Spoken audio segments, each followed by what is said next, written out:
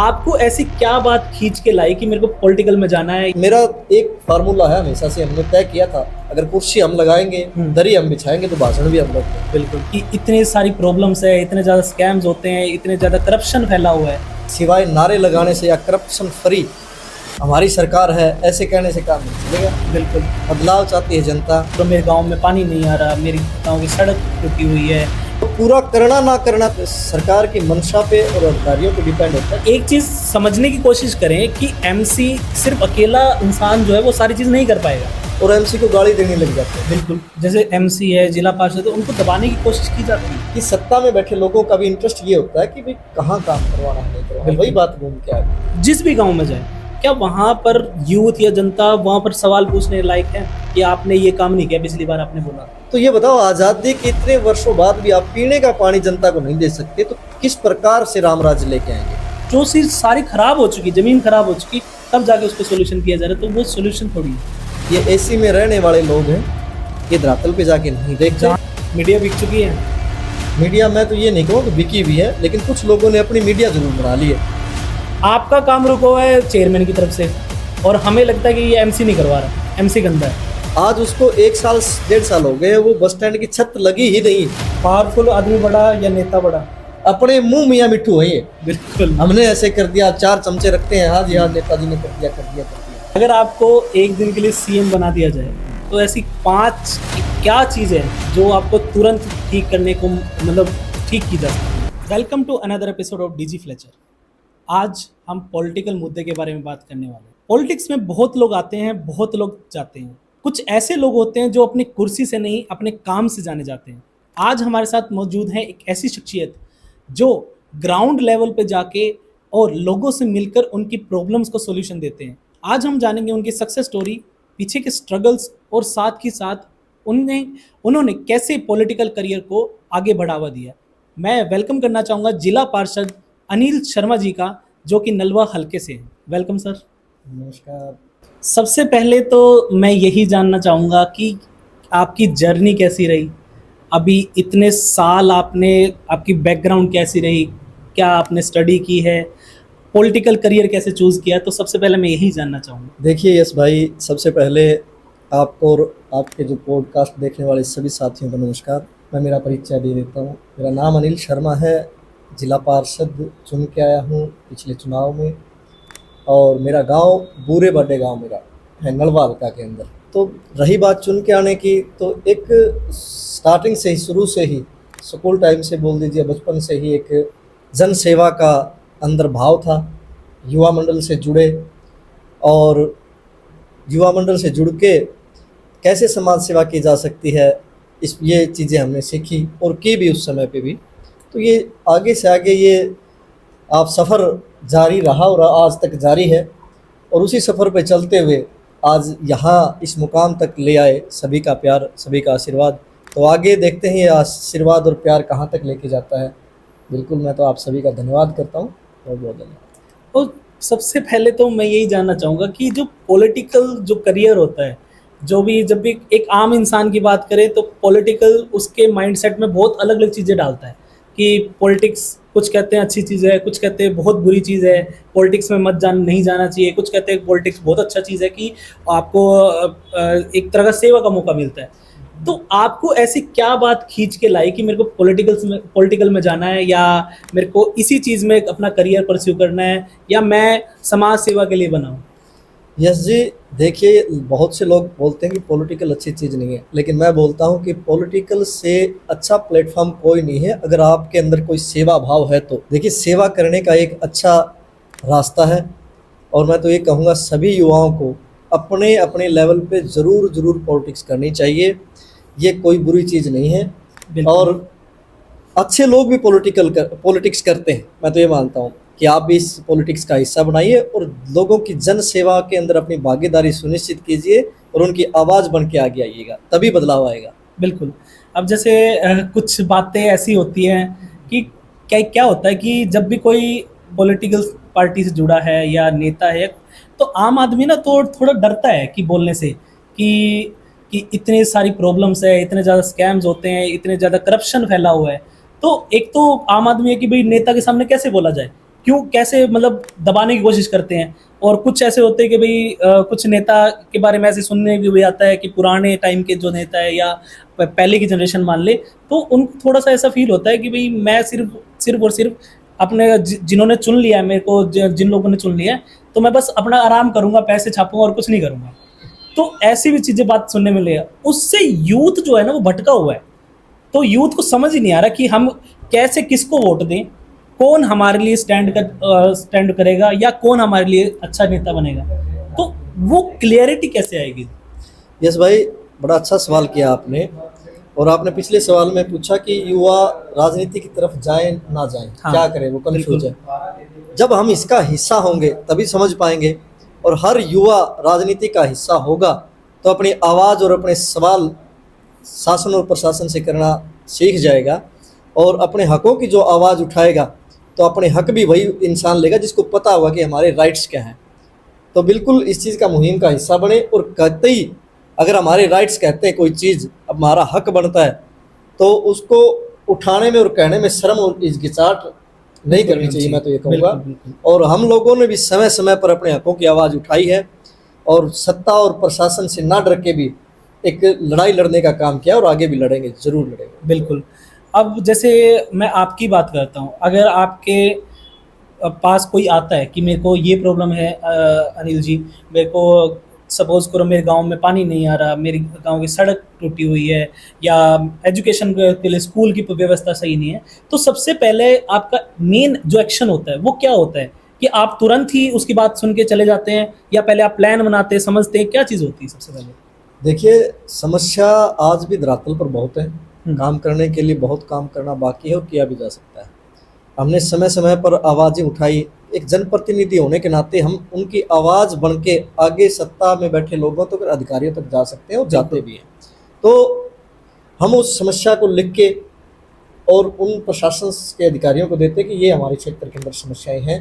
बिल्कुल। और पूरा करना ना करना तो समाज, सरकार की मंशा पे और अधिकारियों पे डिपेंड होता है, क्या उनके पास बजट है, नहीं है। बिल्कुल। और सत्ता में बैठे लोगों का फिर ये भी देखा जाता है कि उनका इंटरेस्ट क्या है। बिल्कुल। सबसे बड़ा पॉइंट ये होता है कि जो सत्ता के अंदर बैठे पॉलिटिकल लोग हैं उनका मकसद क्या है कि इस क्षेत्र में काम करवाए जाएं ना करवाए जाएं, हमारा वोट बैंक कहाँ है।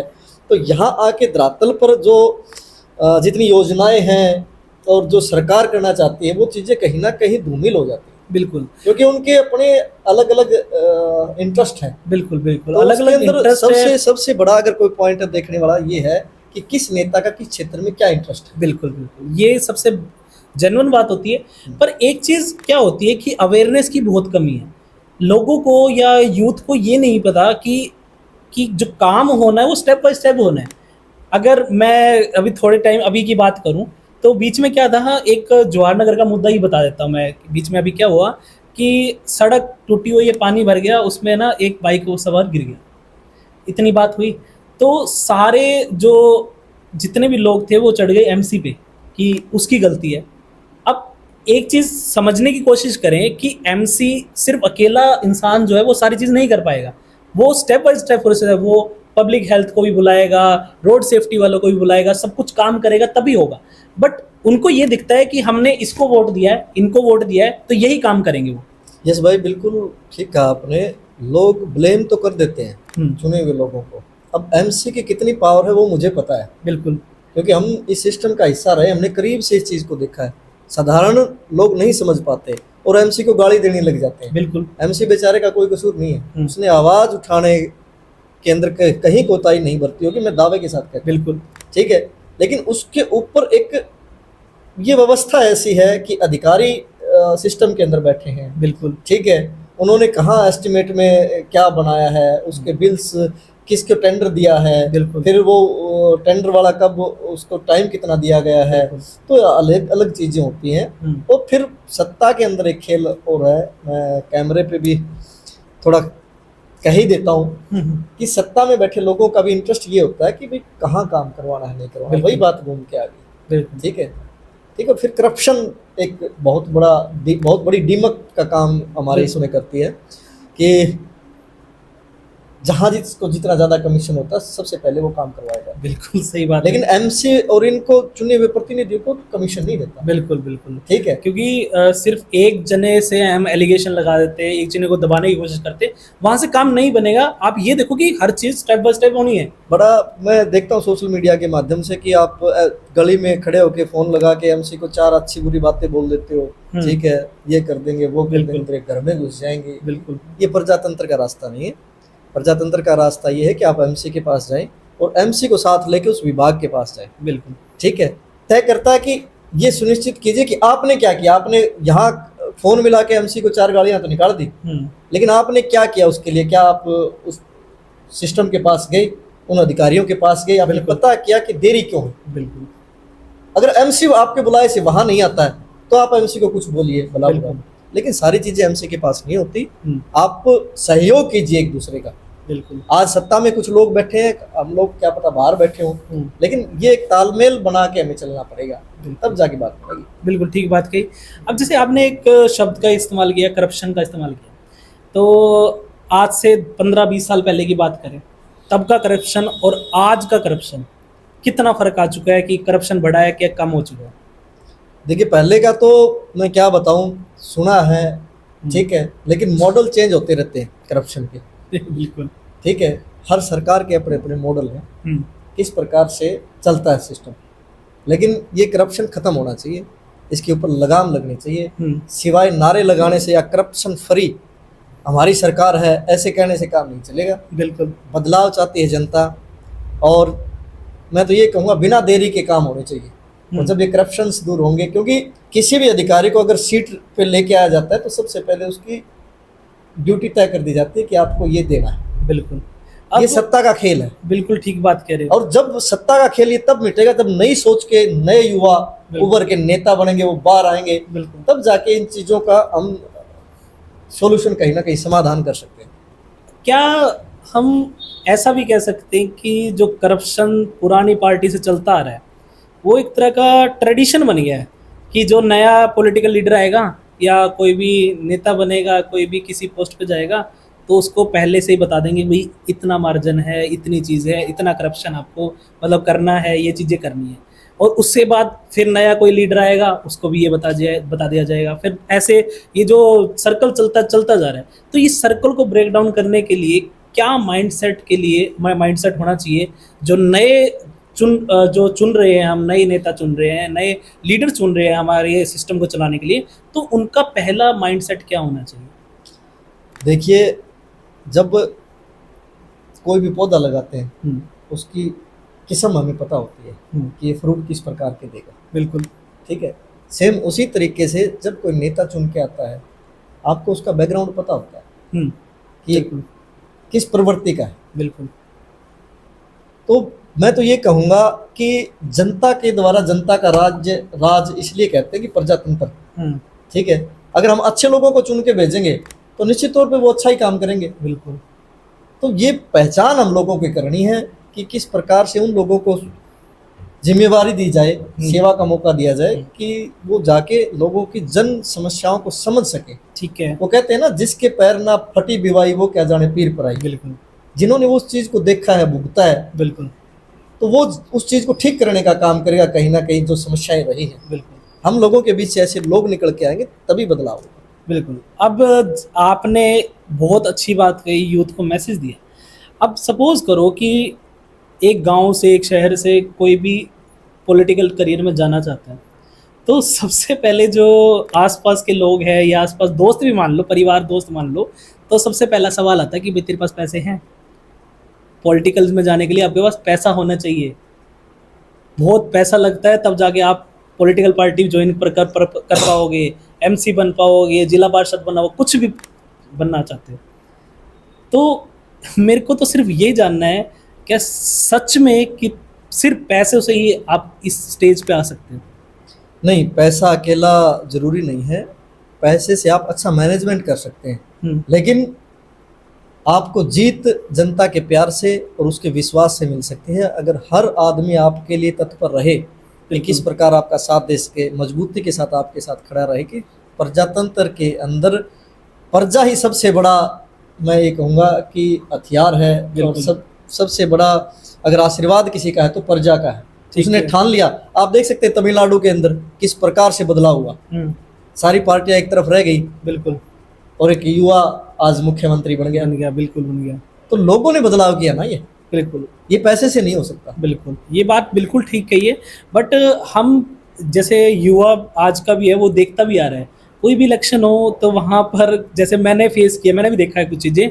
तो क्या होता है कि जब भी कोई इलेक्शन हो ना, तो कोई पार्टी के मेंबर या जो भी मान लो, तो हर किसी को 2,000 रुपये दे रहे हैं। चल भाई, तेरा पेट्रोल पूरा करा दूंगा, तू मेरे साथ पार्टी में रैली में आ जा। तो ये चीज़ें भी तो बहुत गलत मैसेज देती है। तो इस बारे में जो ये सोच है, ये गलत सोच है या सही है? देखिए, मैं नहीं जानता कौन देता है कौन नहीं देता, लेकिन मैं तो ये कहूँगा कि मेरे साथ मेरे संघर्ष के साथी खड़े थे और आज भी खड़े हैं। मेरे एक बार बुलाने पे बेचारे बिल्कुल भागे भागे आते हैं। बिल्कुल। मैं तो उन्हीं साथियों का और सहयोगियों का बहुत बहुत धन्यवाद करता हूँ और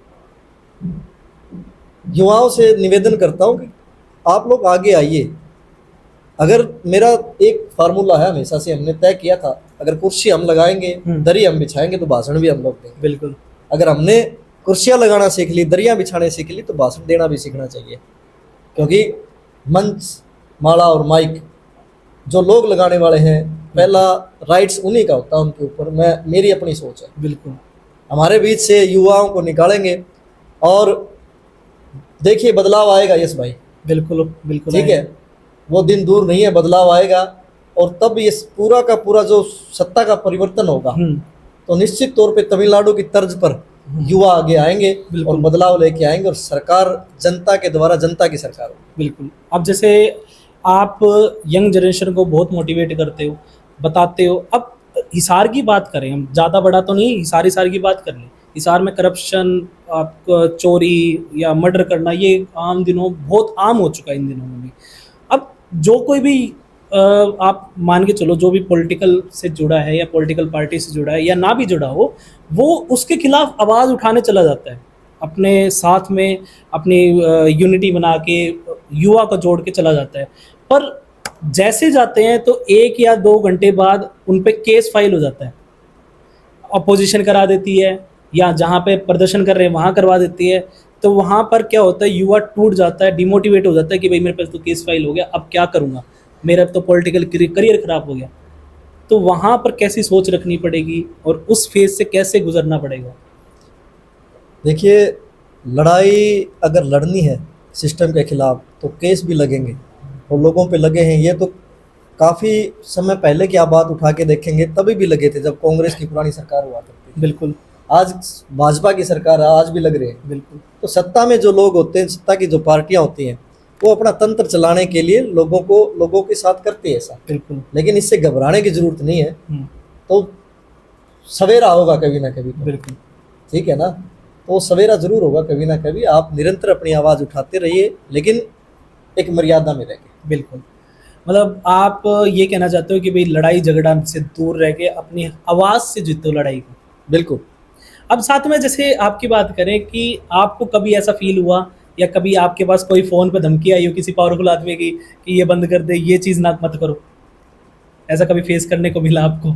नहीं, ऐसा तो नहीं हुआ, लेकिन मैं दबाव मानता भी नहीं हूँ किसी का। मैं प्रेशर नहीं मानता किसी का। कभी अपोजिशन से कॉल आया हो या कभी कुछ ऐसा ऑफर मिला हो कि हमारी पार्टी में जुड़ जाओ? हाँ, ये है कि काफ़ी ऑफर आए और कुछ समय पहले ऐसी बातें हुई थी, लेकिन कभी हमने उस चीज़ को ध्यान में रखते हुए ये नहीं कहा कि किसी चीज़ का प्रेशर माना या लोभ लालच में चले गए। हमने भाईचारे की लड़ाई लड़ी है और ये लड़ाई निरंतर रूप से यूं ही आगे जारी रहेगी। बिल्कुल। अब कुछ भाईचारे की जो बात करी हमने, तो क्या होता है कि जब भी जैसे कोई भी इलेक्शन जीत जाता है तो उसके आसपास के जो दोस्त होते हैं, जो साल में 2 बार मिल रहे होते हैं, वो अब उसके पास ही रहते हैं ताकि उनको भी प्रिविलेज मिले, थोड़ा सा उनको भी लाइमलाइट मिले, थोड़ा सा उनके साथ भी हो। तो ऐसा कभी हुआ आपके साथ? देखिए, वो कहते हैं कि अगर किसी का अंदाजा लगाना है ना कि कौन आदमी की प्रवृत्ति कैसा, तो उसके दोस्त उठा के देख लो कितने पुराने हैं। ये कहावत है। बिल्कुल। तो मेरे तो वही दोस्त आज भी हैं जो बचपन से पहले भी थे। तो वो निरंतर मेरे साथ रहते हैं, वो बेचारे पेड नहीं है, बिल्कुल लेकिन वो निरंतर प्यार और प्रेम में मेरे साथ थे, साथ खड़े हैं और साथ आगे भी रहेंगे। बिल्कुल। बिल्कुल। अब थोड़ा सा हम आपकी राय भी ले लेते हैं या आपसे कुछ ऐसे सवाल भी पूछ लेते हैं। जैसे अब बात करें आपके अनुसार, या आपको क्या लगता है कि दुनिया के, या अपने इंडिया की बात करूं, इंडिया के सबसे बेस्ट पॉलिटिशियन 5 की बात करें तो कौन रहे होंगे या कौन है? अपने अपनी देखिए धारणाएं हैं, अपनी मान्यता है कि किस प्रकार कौन आदमी किस में इंटरेस्ट लेता है। चलो मेरे मानने से आप नहीं मानेंगे, हाँ बिल्कुल ठीक है, आपका क्या पता किसके प्रति समर्पण हो, ठीक है, ठीक है, लेकिन मैं ये कहूँगा कि अपने नेता खुद बनिए, बिल्कुल अपने अंदर झांक के देखिए और कोशिश कीजिए कि आप भी किसी के लिए रोल मॉडल बने। ठीक है। मेरा तो यही मैं आपसे सिद्धांत है। डायरेक्टली सवाल पूछता हूँ, तो आप सबसे 5 सबसे बढ़िया प्राइम मिनिस्टर बता दो। अटल बिहारी वाजपेयी जी। ठीक है जी। मैंने बताया ना, वो ठीक, बाकी 4 आपको लगता हो कि हाँ ये भी कुछ काम अच्छा करके गए हैं? सभी अपनी जगह अच्छे रहे होंगे, क्योंकि वो अब प्राइम मिनिस्टर 5 ऐसे कहेंगे तो अपनी अपनी धारणाएं हैं। ठीक है। जो कुछ लोग हमारे बीच में नहीं है उनके बारे में क्या बोला जाए अच्छा बुरा, तो मैं तो ये कहूँगा कि आप अपनी जगह पे बेस्ट कीजिए। ठीक है। नरेंद्र मोदी या राहुल गांधी? शायद दोनों ना हो, एक चुनना हो तो? अपनी अपनी धारणाएं। फिर भी हम किसी को जज करने के लिए यहाँ नहीं बैठे। ठीक है, चलो ये बात तो चलो बात होती रहेगी इन बारे में। अब आपका क्या विज़न है अगले 4-5 साल में? आप क्या सोचते हो कि आपके जो जिला में या आपके जो क्या डेवलपमेंट होनी चाहिए, और आगे के आपके क्या स्टेप है, क्या विज़न है? देखिए, निरंतर लोगों के बीच में रह के उनके हकों की आवाज़ उठाना सबसे पहला धर्म है मेरा, और मैं कोशिश करता हूँ कि हर उस जो भी समस्या है उसको उसका समाधान कराऊं या उसको सरकार के संज्ञान में लेके आऊं, और आगे भी ये सिलसिला जारी रहेगा। बिल्कुल। और जिला परिषद में आने के बाद बहुत कुछ चीज़ें सीखने को मिली। पहले हमें भी लगता था पता नहीं सरकार कितनी ग्रांट दे देगी, कैसे काम करवाए जाएंगे, लेकिन यहाँ अंदर आके पता लगा कि पूरा सिस्टम ही करप्ट है। बिल्कुल। कमीशन ऊपर से नीचे तक बंधा हुआ है। बिल्कुल। वहाँ आके एक एमसी और एक पार्षद कहीं ना कहीं ये समझो कि बेचारा दम तोड़ने जैसा काम हो जाता है उसका। बिल्कुल। क्योंकि इतनी घुटन पैदा होती है वहाँ पे। मैं इस सवाल पे आने ही वाला था कि आज भी क्या जो जैसे एमसी है, जिला पार्षद है, उनको दबाने की कोशिश की जाती है? पता है क्या है, जो ग्रामीण क्षेत्र से जो पार्षद चुन के आते हैं उनका एक चेयरमैन बना दिया जाता है। बिल्कुल। सारी पावर चेयरमैन को दे दी जाती है। हाँ जी। उनको पार्षदों को बोला जाता है कि आप अपने काम लिख के दीजिए। अब चेयरमैन के ऊपर डिपेंड करता है कि वो करे ना करे, 10 काम में से 1 करे या किसी को बिल्कुल भी ग्रांट ना दे। ठीक है। तो एक तरफ तो सरकार कहती सबका साथ सबका विकास। अब मेरे वार्ड की जनता ने मुझे चुन के भेजा, 14 गांव पड़ते मेरे वार्ड में। ठीक है। उन 14 गांव का क्या कसूर है? तो फिर तो आप ये बोर्ड लगा दो कि आपकी जो विचारधारा है उसके खिलाफ कोई जाएगा तो हम 1 पैसा उसको ग्रांट नहीं देंगे। बिल्कुल। अगर कोई दूसरी विचारधारा के गांव के लोग हैं तो क्या है, उसको फिर आप ग्रांट देंगे नहीं। बिल्कुल। तो ये जो इस बंदर बांट होके रखी ना, और फिर आप मांगते एक चीज मेरे को चाहिए पानी का टैंकर, आपको दे दिया जाता है बस स्टैंड, क्योंकि उसमें कमीशन ज्यादा है। बिल्कुल। तो ये जो कमीशन खोरी बंद नहीं होगी, उधर तो कहते हैं कि हम टेंडर से काम करवाएंगे और फिर टेंडर से एक भी काम नहीं होता। बिल्कुल। फिर कहते हैं कि हम जेम पोर्टल से सारी चीजें कोटेशन लेके खरीदेंगे ताकि उस पर कोई भी वेंडर अपना नाम भर के उसका पार्टिसिपेंट कर सकता है। भाई उस वेंडर से हम खरीद लेंगे जो अच्छे जायज रेट देगा। फिर वो जेम पोर्टल से एक भी चीजें नहीं खरीदी जाती।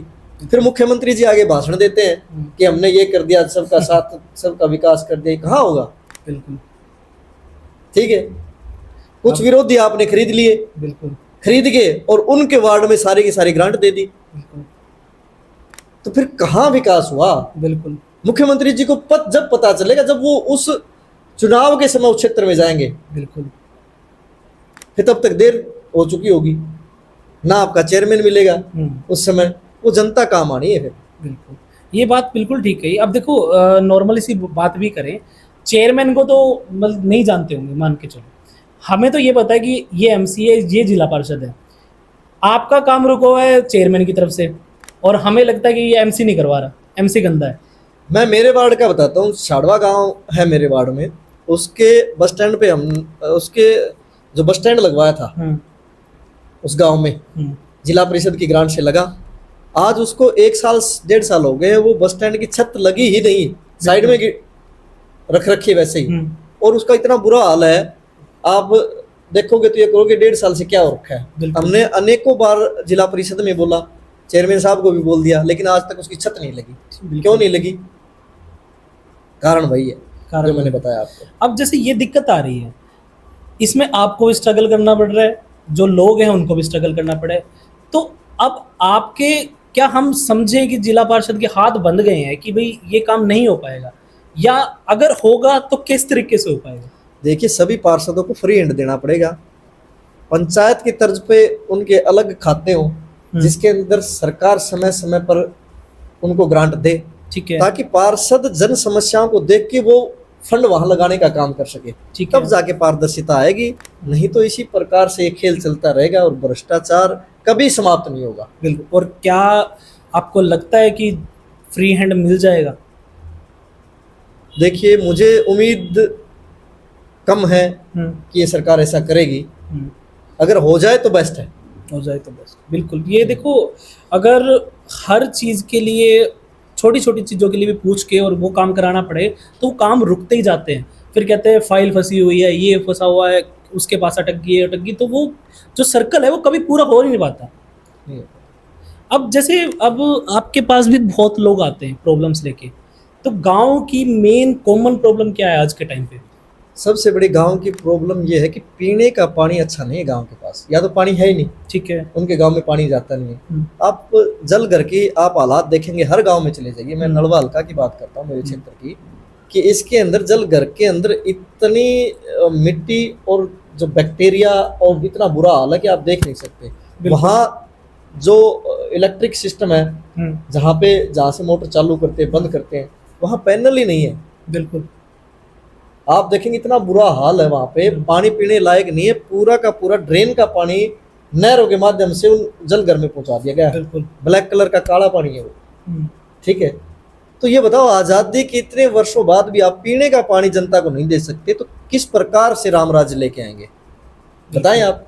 राम राज्य सिर्फ और सिर्फ कॉलोनियों पे नाम लिख के कि राम के नाम से कॉलोनी काट दी, उसको बेचने का काम कर रहे हैं। ये काम नहीं इनके नेता कर रहे हैं। अब राम को सिर्फ बेचने का काम कर रहे हैं। बिल्कुल। और जबकि इलेक्शन के टाइम पे एजेंडा ये होता है कि 24 घंटे पानी मिलेगा, 24 घंटे बिजली मिलेगी, पक्की सड़कें मिलेगी, तो एजेंडा और कैंपेनिंग तब तो उस टाइम पे पीक पे होती है कि हाँ आज वोट दो तो कल तो आपकी सड़क बन जाएगी। कुछ नहीं है जी, जुमलेबाजी है सारी। धरातल के ऊपर सच्चाई ये आके देखते नहीं है। ठीक है, बिल्कुल। जनता के बीच में रहना छोड़ देते। इनको ये पता लगता है कि जनता तो 5 साल की फसल है इनके लिए। 5 साल में एक बार जनता के बीच में जाते हैं और फिर वही वादे और वही सारी चीजें कह के फिर वोट बटोरने का काम करते हैं। बिल्कुल। कुछ नहीं है। जनता जातिवाद पे, धर्म के नाम पे और क्षेत्र के नाम पे इनको बना देती है। बिल्कुल। इनके बकाव में आ जाती है और इनको फिर दोबारा से चुन के भेज देती है आगे, और फिर 5 साल का इंतजार करती है। सिर्फ ये खेला चल रहा है और कुछ नहीं। बहुत बड़ी गलती चल रही है अभी। जब जातिवाद और बाकी चीज़ों को साइड में रख के, क्या कोई नेता जिस भी गांव में जाए, क्या वहाँ पर यूथ या जनता वहाँ पर सवाल पूछने लायक है कि आपने ये काम नहीं किया, पिछली बार आपने बोला था ये काम नहीं हुआ, या आपने झूठ बोले? ऐसा हो रहा है? देखिए, शुरुआत हो चुकी है ऐसे। अब युवा पूछने लगे सवाल, इनकी आंखों में आंखें डाल के सवाल करते हैं इनसे कि आपने क्या किया। और बनता भी है, पूछना भी चाहिए कि आप लोगों ने क्या किया है। आज धरातल पर जाके देखेंगे, रोड बनता है, रोड बने हुए 1 महीना होता है फिर टूट जाता वो। बिल्कुल। ठीक है, पानी की समस्या आपने जल भराव की देखी। जल भराव के अंदर जिला परिषद के अंदर जितने भी जिला पार्षद हैं, सभी ने ये कहा कि हमारी ग्रांट से 7.5 करोड़ रुपए आप ये काट लो और ये जनता को दे दो, इसकी मोटर और पाइप। बिल्कुल। ताकि लोगों को राहत मिले। सरकार तो कुछ दे नहीं रही थी। बिल्कुल। तो फिर वहां से 7 करोड़ रुपए काट लिए गए। दुर्भाग्य की बात यह है कि मेरे वार्ड में सिर्फ 2 मोटरें और 2 छोटे छोटे पाइप दिए गए। अच्छा जी। और जैसे पानी हमने अपने निजी खर्चे से निकलवा दिया गांव से, वो उल्टी मोटरें उठा ली गई। आज तक उनका पता ही नहीं वो मोटरें कहाँ है। बताओ, जहाँ पे काम हो रहा है उसको भी रोका जा रहा है। आज तक पता ही नहीं वो मोटरें कहाँ गई, वो पाइप कहाँ गए। और भविष्य में अभी आने वाला बरसात का सीजन है, हम कैसे लड़ पाएंगे उस चीज से। बिल्कुल। कोई प्लानिंग नहीं है। ड्रेन की सफाई के नाम से करोड़ों रुपए खाए गए, आज तक सफाई नहीं हुई। बिल्कुल नहीं हुई। परमानेंट सॉल्यूशन नहीं है। ये एसी में रहने वाले लोग हैं, ये धरातल पे जाके नहीं देखते। जहाँ पे एक नहर टूट जाती है उसको ठीक करने के लिए 15-15, 20-20 दिन लग जाते हैं। जहाँ पे पानी भर जाता है उसको निकालने के लिए, ड्रेन तो चलो हो ही नहीं रहा, ड्रेन निकालने के लिए जब जाके एक्सट्रीम लेवल हो जाता है तब जाके 15-20 दिन बाद जो सोल्यूशन हो रहा है, जहाँ पे जो चीज़ सारी खराब हो चुकी, जमीन खराब हो चुकी, तब जाके उस पर सोल्यूशन किया जा रहा है। तो वो सोल्यूशन थोड़ी है।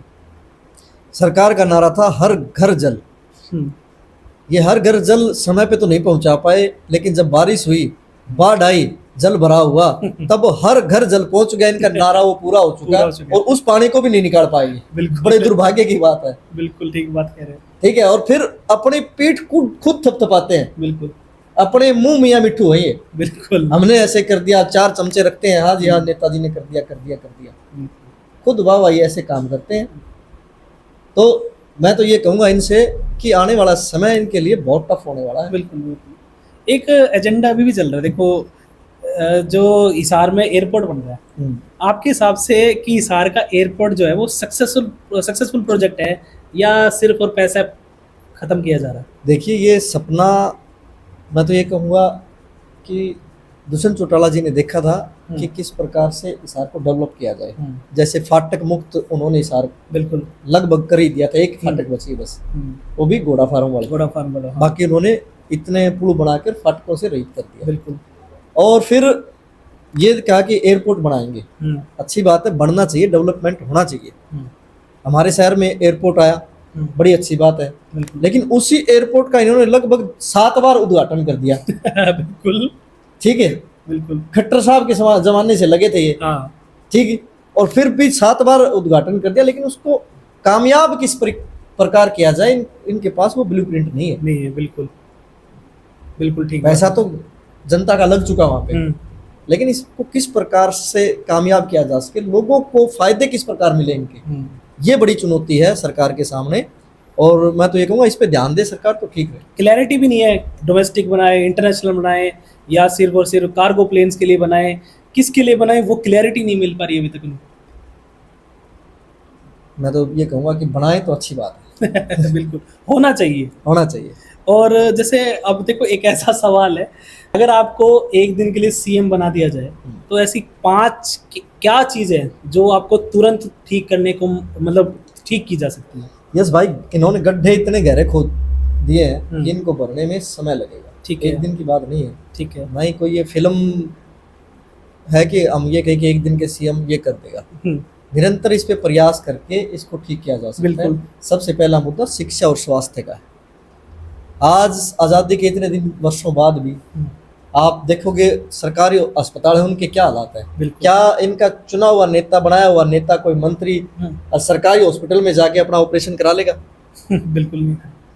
सीधा सवाल है मेरा कि क्या आप मंत्री बन चुके हो, हिसार के सिविल हॉस्पिटल में आप अपना ऑपरेशन करा लोगे? भगवान ना चाहे ऐसी कोई नौबत आ गई उस दिन कि क्या करवा सकते हैं? क्या आप गांव में जाके ऐसा पानी पी सकते हैं, वो जल घर का पानी जो गांव वाले लोग पी रहे हैं, अपने परिवार को पिला सकते हैं? शिक्षा, गांव के अंदर जो सरकारी स्कूल है आज बंद होने के कगार पे हैं। बिल्कुल। क्या अपने बच्चे आप उस स्कूल में पढ़ा सकते हो? तो कहाँ विकास हुआ? बिल्कुल। सुरक्षा की बात करूं मैं, आज सुरक्षा हरियाणा के अंदर ऐसा मुद्दा हो चुकी है कि कौन सुरक्षित है? घर पे आके गुंडे गोली मार जाते हैं, बिल्कुल, बदमाश गोली मार जाते हैं, कुछ नहीं बिगड़ता। एक घटना के वो पकड़े नहीं जाते तो उस शाम तक पता चलता है कि एक मर्डर और हो गया। बिल्कुल। एक तरफ पुलिस वाले गुंडे हो रहे हैं, एक तरफ अलग प्रकार के गुंडे, तो 2 गुंडों के बीच में ये जनता पिसगी बेचारी। बिल्कुल। वो किसने धोखा है? देवी बड़ी गुगा वो कहानी हो रही है कि किसने धोखा भाई। बिल्कुल। अगर आपके पास सुरक्षा आप नहीं दे सकते, हमने प्राइवेट चलो गार्ड रख लिए। ठीक है। शिक्षा आप नहीं दे सकते, लोग सरकारी स्कूलों के बजाय प्राइवेट स्कूलों में जाने लगे। बिल्कुल। ठीक है।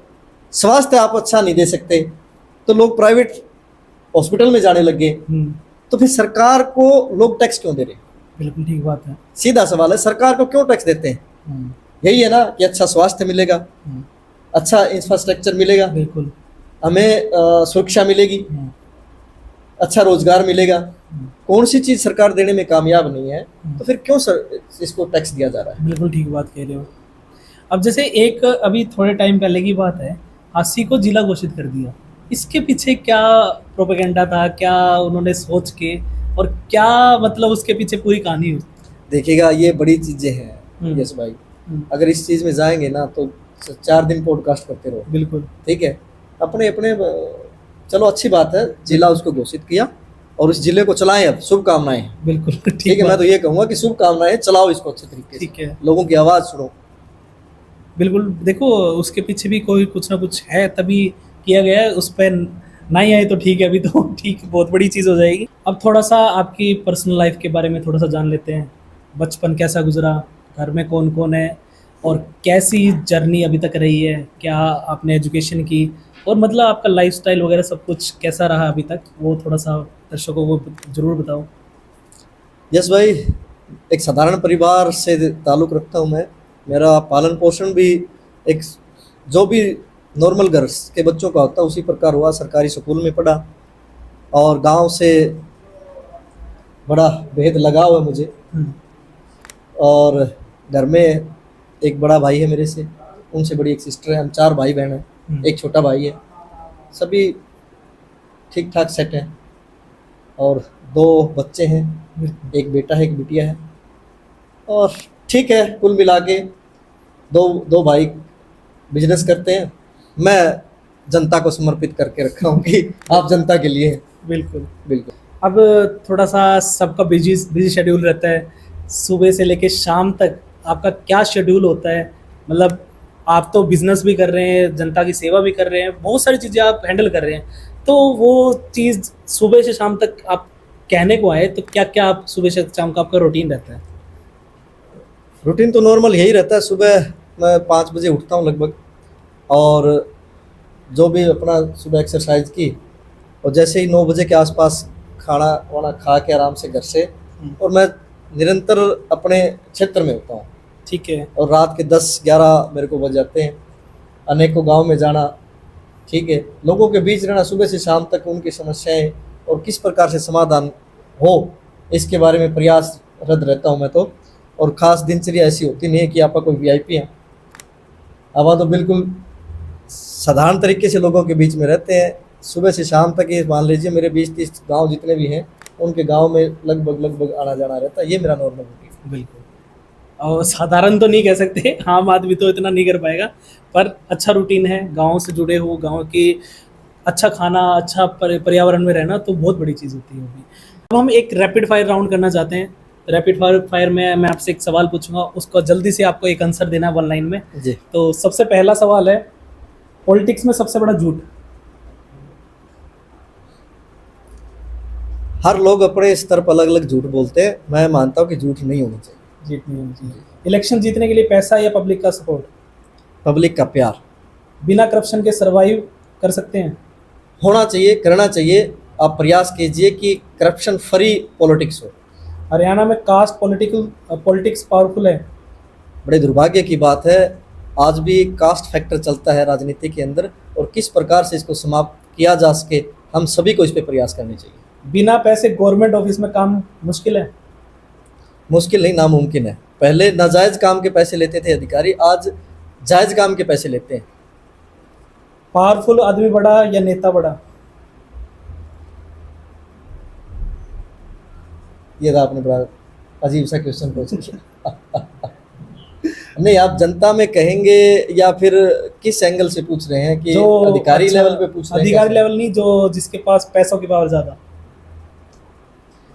देखिए, प्रजातंत्र के अंदर तो जिसके पास जनता का प्यार है मैं तो उसी को बड़ा मानता हूँ। नेता एक होना अलग बात है और विधायक होना अलग बात है मेरी नज़र में। विधायक तो बाई लक और बाई चांस कोई भी बन सकता है, लेकिन नेता वो होता है जो एक संस्कृत में एक वाक्य है, नीति इति नेता, नीति को आगे ले जाने वाला नेता होता है। बिल्कुल।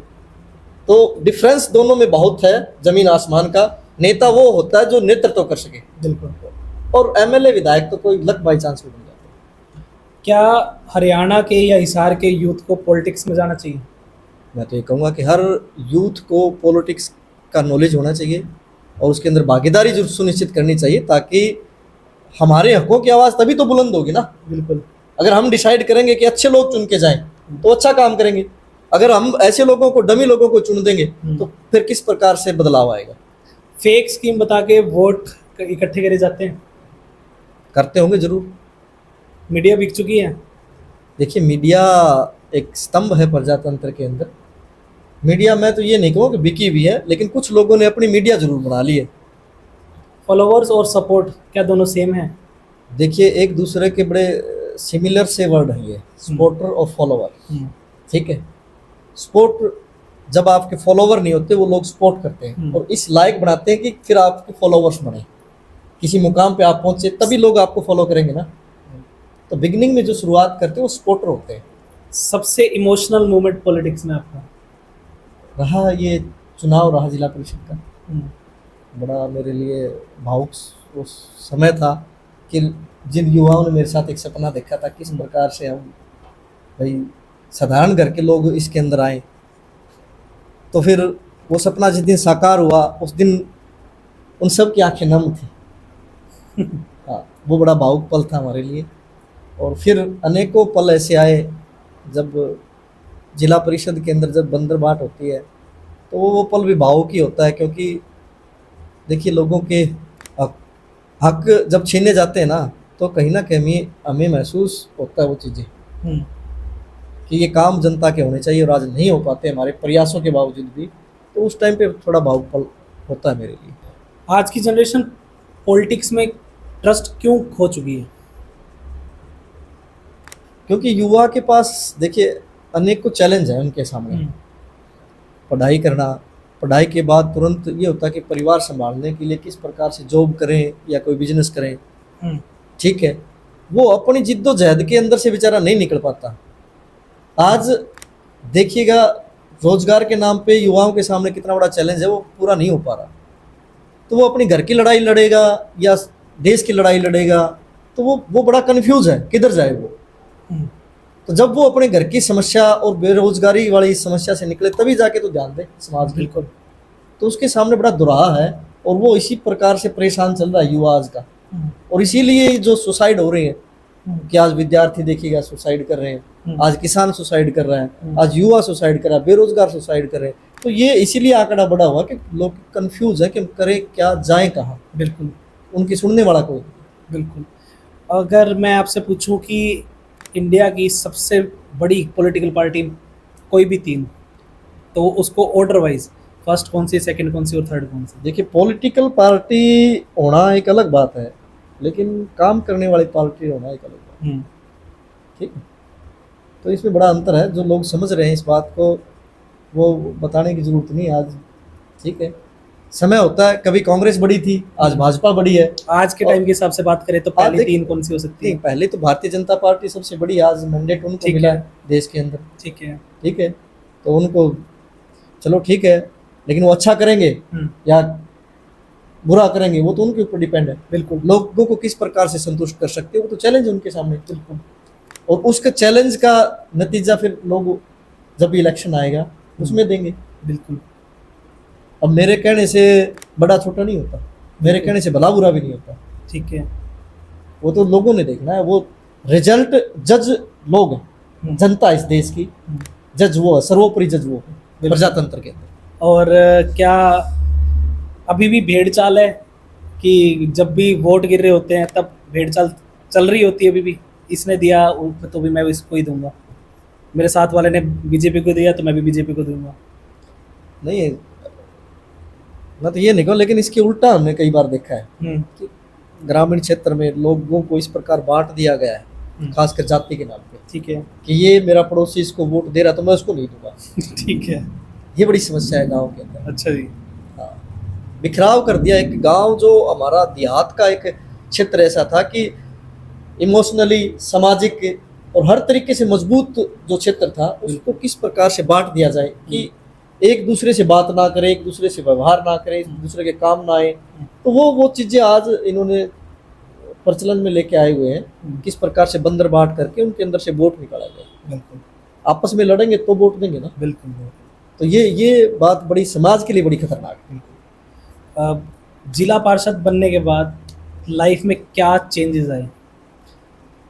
देखिए, मैं तो ये कहूँगा कि जब आपको कोई जिम्मेवारी दे दी जाती है, चाहे वो सरपंच है, जिला पार्षद है, बीडीसी मेंबर है, विधायक है, कोई भी आपके पास कोई जिम्मेवारी है, तो आपके रहने सहने का तरीका, बोलने का, बैठने का, सारी चीजें सार्वजनिक हो जाती हैं। बिल्कुल, आप अपने नहीं रहते। हाँ, मैंने जो फील किया है, बिल्कुल, आप जनता के प्रति समर्पित है। बिल्कुल, आपको अवेलेबल 24 घंटे रहना पड़ेगा। रात को कोई फोन करता है, कोई समस्या है तो सुननी पड़ेगी, उसका समाधान की भी प्रयास करने पड़ेंगे। तो आपका अपना कुछ नहीं रहता, सब कुछ। साधु और नेता एक समान होते हैं, ना उसकी जाति ना उसका धर्म, बिल्कुल, वो सब के लिए एक समान है और होने भी चाहिए। क्या सोशल लाइफ पे इम्पैक्ट पड़ता है? बिल्कुल पड़ता है, अपनी पर्सनल लाइफ पे भी पड़ता है, लेकिन धीरे धीरे हैबिचुअल हो जाते हैं हम लोग। बिल्कुल, ठीक है। तो अपने घर की प्रॉब्लम्स से ज्यादा हमें पूरे क्षेत्र की प्रॉब्लम्स को अपने लगती हैं कि ये भी प्रॉब्लम हमारी है। खासकर मैं मेरे उससे बता रहा हूँ, बिल्कुल, कि मेरे लिए तो ऐसी चीजें हैं कि अगर मेरे गांव में कोई प्रॉब्लम होगी तो मेरे को लगता है कि ये मेरे घर की प्रॉब्लम है। बिल्कुल, वो भावनाएं सभी के साथ अटैच हो जाती हैं। देखिए, कमियां निकालने वाले बहुत आ जाएंगे, निकालते भी हैं, बिल्कुल, लेकिन एक दिन वो जीवन आप जी के देखें। टफ काम है, बहुत टफ काम है। एक दिन वो जीवन जी के देखें कि हर किसी की उम्मीदों पे आपको खरा उतरना है। बिल्कुल सही बात है। साधारण लोगों को ये नहीं पता कि इसको आगे से ग्रांट मिला या नहीं मिला, क्या व्यवस्था है नहीं है, कहाँ भेदभाव इसके साथ हुआ है। भाई अपनी भड़ास इस पे निकाल दो। बिल्कुल, होता है, मैंने देखा है बहुत सारा। बिल्कुल ठीक बात है। ठीक है, खासकर मेरे साथ नहीं हुआ, मैं बताता हूँ, लेकिन दूसरों के साथ होता हमने देखा है। एक व्यवस्था से एक पैरेलल लड़ाई तो व्यवस्था से लड़ रहे हैं कि ऊपर सरकार से है, भ्रष्टाचार से है, या फिर हमारे जो जिला परिषद में और लोग बैठे हमारे हमसे ऊपर, उनसे लड़ाई लड़के वे काम करवाएं जनता की। एक लड़ाई समाज में लड़नी पड़ती है कि हमारा ये नहीं हुआ, ये नहीं हुआ, ये नहीं हुआ। ठीक बात। तो पैरेलल आपको चलना पड़ता है, दोनों तरफ ये समझ लो, तो दोनों तरफ लड़ाई लड़नी पड़ती, दो मोर्चों की। बिल्कुल। अब जैसे इलेक्शन जीतने के बाद जो लोग आपको पसंद नहीं करते थे, क्या उनमें भी रिस्पेक्ट आई, या आसपास के लोग कैसे प्रभावित हुए आपसे? देखिए, इलेक्शन मैं मानता हूँ एक खेल है, एक प्रकार से एक टूर्नामेंट है। आज कुछ खिलाड़ी आपके पक्ष में हैं, कल को नहीं होंगे। ठीक है, समय जैसे बदलता है, कुछ लोगों को बाद में समझ में आता है कि नहीं, हमने गलती की वोट ना देके या इसको सपोर्ट ना करके। आज वो बहुत से लोग हैं जिन्होंने उस समय मेरा सपोर्ट नहीं कर पाए, लेकिन आज वो बड़े प्यार प्रेम से मिलते हैं हम लोग। बिल्कुल, सभी के साथ मित्रता है, प्रेम प्यार है। वो बोलते हैं भाई वो समय ही ऐसा था। बिल्कुल। लेकिन उस किसी ने सपोर्ट किया नहीं किया, उस चक्कर में आके हम लोगों के साथ ये नहीं करते बैर भाव या फिर ईर्ष्या नहीं रखते। ठीक है, हमारे लिए सब सम है। मैंने कहा साधु के जैसा हो जाता है। बिल्कुल। जब भी कोई पॉलिटिकली अगर आप जनता के बीच में हैं तो आपको सम होना पड़ेगा। बिल्कुल। वो ठहराव जरूरी है कि आप सभी के लिए एक जैसे हो। अब जैसे इलेक्शन होते हैं तो सामने वाली जो अपोजिशन पार्टी होती है तो वो भी आपसे अप्रोच करती है कि भाई ऐसे कर लेते हैं, वैसे कर लेते हैं, बैठ के कुछ आपस में समझौता कुछ भी कर लेते हैं। तो ऐसा भी कभी फेस करने को मिला? नहीं, मेरे पास इस चीज़ का कोई भी वो नहीं है कि ऐसी समस्या कभी ऐसे समय कभी आ भी गया तो मेरा सोचना सीधा सीधा ही है, जिसके साथ लगे उसके साथ प्रयास करो। बिल्कुल। और हम सत्ता के लालच में ढहने वाले लोग नहीं हैं कि उधर देख लिया कि आप जाके जी हजूरी करो, नाक रगड़ो, आप अपना छोड़ के इधर आ जाओ, आपको ये दे देंगे वो दे देंगे। नहीं, ऐसे प्रलोभन बहुत आ चुके हैं, लेकिन प्रलोभन से दूर होके तो जन सेवा में आए। बिल्कुल। चलो लास्ट में इस पॉडकास्ट को देखो, ये पॉडकास्ट बहुत लंबा हो गया, इसका हम एक और एपिसोड में निकालेंगे, आपको दोबारा एक बार हम बुलाएंगे और भी बहुत सारे जनता के क्वेश्चन होंगे वो भी रखेंगे। तो लास्ट में आप यूथ को क्या मैसेज देना चाहोगे? आज का जो यूथ आपको देख रहा है उनको क्या आप सलाह देना चाहोगे या क्या बात बताना चाहोगे? तो सबसे पहले वही हम जान लेते हैं आपसे। मैं मेरे सभी युवा साथियों को से निवेदन यही करता हूँ कि आप सबसे पहले अपने करियर पे ध्यान दीजिए। राजनीति आपके लिए बनी है, कोई गंदी चीज़ नहीं है, इसके भी अंदर अपनी हिस्सेदारी सुनिश्चित कीजिए। और राजनीतिक उसमें आके किसी से लड़ाई मत कीजिए, किसी से भाईचारा मत बिगाड़िए बिल्कुल कि भाई यो नेता उसका, यो नेता हमारा, या पार्टी उसकी या उसकी। भाई हो जाता है, बिल्कुल हो जाता ठीक है, खासकर गांव में। है, बिल्कुल ठीक है, तो राजनीति के चक्कर में आपसदारी किसी से ना बिगाड़े, भाईचारा ना बिगाड़े। सभी किसी को चुनना है, किसी को किसी का सपोर्ट करना है ना करना है, लेकिन वो प्रेम प्यार बिल्कुल से होना चाहिए और बड़ा मतलब एक समझदारी के साथ। बिल्कुल ठीक बात है। मैं यही कहूंगा कि आपस में लड़ाई और क्राइम की तरफ ना जाएं, बिल्कुल नशे से बचें, क्राइम से बचें और सिर्फ फोकस करें अपने कैरियर पर, अपने परिवार पर, अपने गांव पर, अपने समाज पे। किस प्रकार से हर आदमी प्रयास करेगा तब जाके बदलाव आएगा, बिल्कुल। सुधार एक होगा। आखिरी सवाल मेरा ये है, जैसे आपने बात करी नशे की बात करी, तो हरियाणा में जो नशा है बहुत ज़्यादा तादाद में कंजप्ट किया जा रहा है। आजकल छोटे छोटे बच्चे भी हैं, वो भी बहुत ज़्यादा नशे की लत में पड़ चुके हैं। तो इसका क्या सोल्यूशन है? इसका देखिए, सरकारें तो कानून बना सकती हैं, हर उस पर सरकार नहीं पहुंच पाती, नहीं प्रशासन पहुंच पाता, सहयोग करना पड़ेगा हमें। बिल्कुल ठीक है, हम जहाँ बैठे हैं, गांव में है, शहर में है, अपने आसपास हम खुद देखें कि कौन नशा कर रहा है, बिल्कुल उसकी जानकारी प्रशासन को दें। या सामाजिक रूप से गांव में है तो गांव के अंदर एक लिस्ट बनाए कि 4 लोग नशा कर रहे हैं, किस प्रकार नशा छुड़वाया जा सकता है, इसके ऊपर प्रयास करें। लेकिन होता क्या है कि भाई चलो ठीक है, फलाने का लड़का नशा करने लग रहा है, क्या लेकिन ये पता नहीं चलता कि कब उससे नशा आपके परिवार में आ जाएगा। ठीक बात है। और एक बार जो आजकल जो नशे चल रहे हैं, स्मैक है, चिट्टा है, हीरोइन है, जो भी मेडिकल नशे, तो इसके अंदर एक बार कोई बच्चा अगर संलिप्त हो गया ना, तो फिर उससे छुटकारा नहीं पा सकता। बिल्कुल ठीक, हमने बहुत से देखे। बिल्कुल। तो ये नशा सबसे पहले पंजाब की तरफ होता था, बिल्कुल उड़ता पंजाब बोला जाता था। पाकिस्तान से पंजाब में पहुंचाया गया, पंजाब से हरियाणा और अब राजस्थान तक अपनी जड़ें फैला चुका है। बिल्कुल बिल्कुल। सबसे बड़ी चुनौती है ये। अगर आपका बच्चा कामयाब हो ना हो, नौकरी लगे ना लगे, ये मैटर भी नहीं है, बिल्कुल, लेकिन कुछ ना कुछ तो कर लेगा। अगर वो नशा नहीं करेगा ना, तो परिवार बर्बाद नहीं होगा। अगर एक बार कोई बच्चा, अगर एक परिवार का बच्चा नशे में लग गया ना, तो पूरा का पूरा परिवार बर्बाद हो जाता है। बिल्कुल ठीक बात है। और ये खासकर जो उन माँ बाप के लिए मैसेज है जो देख रहे हैं और ये चीज़ें एक्टिविटी देख रहे हैं, पर माँ बाप की भी बात में ना, समाज में जो लोग रहते हैं उनके लिए भी है। जहाँ पे नशा, जहाँ पे 4 लोग दिख रहे हैं नशा करते हुए, वहाँ पर रोकने पर प्रयास जरूर करें। यहाँ तक आप पुलिस प्रशासन को भी बताएं कि यहाँ पर नशा चलता है, ये रोकने का प्रयास जरूर करें। वहाँ से क्या पता कि आप एक अच्छा स्टेप लेके वहाँ से आप उस चीज़ को जड़ से ख़त्म कर सकते हो।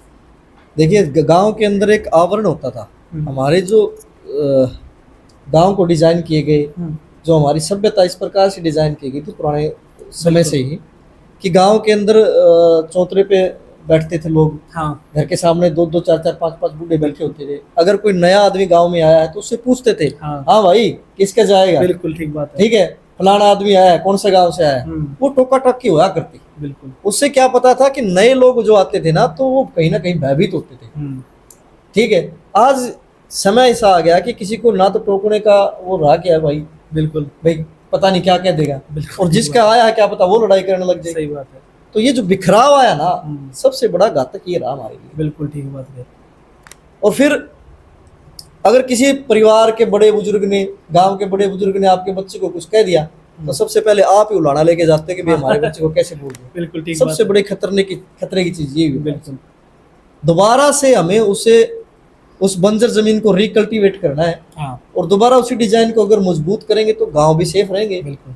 तो आपसदारी की जो रिश्ते नाते वो भी सेफ रहेंगे। और जितने भी नशे बुराइयां आज समाज में फैलती जा रही हैं, इनके ऊपर लगाम तभी लगेगी। बिल्कुल। तब हमारे वो इंफ्रास्ट्रक्चर जो पहले वाला था ना, वो उसको बिल्डअप कर पाएंगे, दोबारा से उसको मजबूत कर पाएंगे। बिल्कुल, मेरा मानना ये। नहीं, बिल्कुल ठीक बात है। जहाँ पे बड़े बुजुर्ग होते हैं वहाँ पर एक्चुअल में ध्यान ज़्यादा दिया जाता है, और नज़रों के सामने जो रहता है ना, वो चीज़ वो हमेशा ठीक ही रहती है। जहाँ पे ये चीज़ हट जाती है, और ये अब एक बात नॉर्मल से समझे कि किसी का मतलब सिर पे से हाथ हट जाए, अपने माँ बाप की मान लो, चाहे किसी की मान लो, तो वहाँ पर है ना जो चीज़ नहीं होनी होती है ना, वो भी होने लग जाती है, गलत रास्तों पे निकलने लग जाते हैं। तो वो एक पॉजिटिव तरीके से बताया जा रहा है, ना कि नेगेटिव तरीके से। कोई आपको टोक रहा है तो आपके लिए अच्छे के लिए भी टोक रहा होता है, तो वो बहुत बड़ी चीज़ होती है। तो मैं लास्ट में यही कहना चाहूँगा कि नशे से भी दूर रहो, और साथ में यूथ को जो है वो एक्टिव होने की ज़रूरत है, कि पॉलिटिकल करियर में आने की ज़रूरत है, और जो भी गलत रहे उसके खिलाफ आवाज़ उठाने की ज़रूरत है। आवाज़ उठाने का मतलब ये नहीं है कि कल को आप लड़ाई करने पहुंच जाओ या गाली गलौज पे उतर जाओ, ये चीज़ लड़ाई ये नहीं होता। आप सिर्फ अपने हक की लड़ाई लड़ो। शायद आपको तकलीफ हो सकती है, शायद आपको वहाँ पर प्रॉब्लम हो सकती है, बट एक दिन सक्सेस जरूर मिले। बिल्कुल ठीक बात है जी। बिल्कुल, आपकी बात बिल्कुल ठीक है। प्रयासरत रहे, प्रयत्न करते रहे। तो मैं इस पॉडकास्ट को यहीं एंड करना चाहूँगा। ये हमारा फर्स्ट एपिसोड था अनिल जी के साथ। तो मैं ऐसे ही एपिसोड और भी लेके आऊँगा, और आपके जितने भी कोई क्वेश्चंस हैं वो कमेंट में ज़रूर लिखें। अगर आपको कोई प्रॉब्लम है या कोई भी सवाल आप पूछना चाहते हैं तो हम नेक्स्ट पॉडकास्ट में उसको हम कवर करने की कोशिश करेंगे। और इस पॉडकास्ट को ज़्यादा से ज़्यादा शेयर कीजिए अपने दोस्तों के साथ, फैमिली मेम्बर के साथ, अपने भाईचारे में सपोर्ट शेयर कीजिए, और कमेंट और लाइक करना ना भूलें। Thank you. और इस पॉडकास्ट को मैं यहीं एंड करना चाहूँगा। Thank you. बहुत बहुत धन्यवाद।